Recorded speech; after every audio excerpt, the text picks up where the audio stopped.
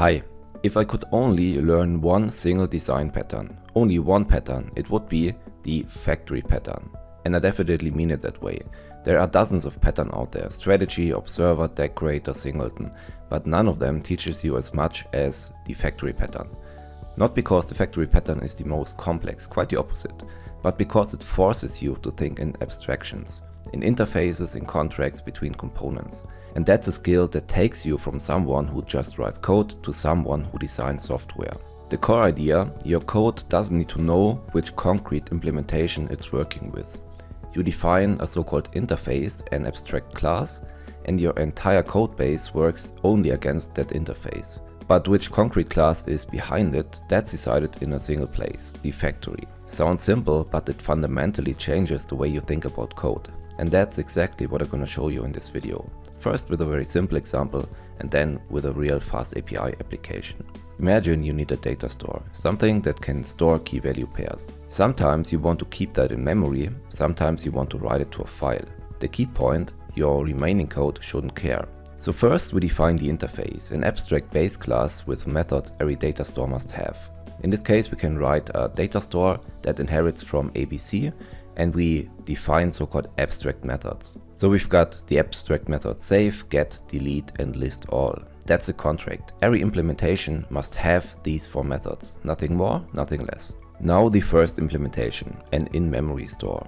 It's a very simple Python dictionary. So the in-memory store inherits from DataStore and overrides the abstract methods. In this case, like I said, we only use a very simple dictionary in the constructor and write and read from that dictionary. And now the second one, the file store. Same methods, but everything gets written to a JSON file. In this case, we also inherit from the file store, but in the constructor we define a data.json where we get values from and save values to. And now the factory, a very simple function that decides which implementation to return. So we define the function, create data store, and pass just a simple string to that function. And here you can see the return value. That is a data store, not an in-memory store, not a file store. The calling code doesn't know and doesn't need to know which concrete class it gets. It only knows I'm getting something that can save, get, delete and list all. So your code works against an interface. The decision of the implementation to use what happens is exactly in one place. So if tomorrow you add a Redis store or an S3 store, the rest of your code doesn't change. Okay, I guess we understand the concept, but what does it look like in a real application? We are building a FastAPI application with user registration. Same principle, a repository interface, two implementations, in-memory and SQLite, and the factory controls which one is used. The interface, this time async because it's a web application, is the following. The user repository inherits from ABC, and we've got three abstract methods: to create a user, to get a user, and to list a user. The in-memory repository stores everything in a dictionary, like in the implementation before. And the second repository uses SQLAlchemy with a real database. Again, we implement the abstract methods, but this time with a total different logic. But from the outside, it's the identical interface.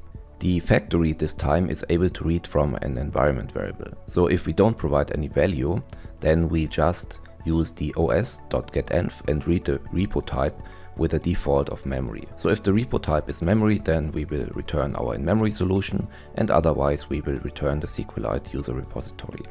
And in the FastAPI application, it's a single call. We just call create user repository. The entire app, the endpoints, only work with that repository. They don't know that there is a dictionary and a SQLite database behind it. In my professional career, I use this pattern all the time. So for local development, I use an in-memory solution, and for production, I just switch to a real database by just using a different environment variable. No endpoint changes, no model changes, no tests need to be rewritten. And that's exactly why the factory pattern is the most important pattern that you can learn as developer. Not because of the factory function itself, that's basically 3 lines of code, but because of the mental model.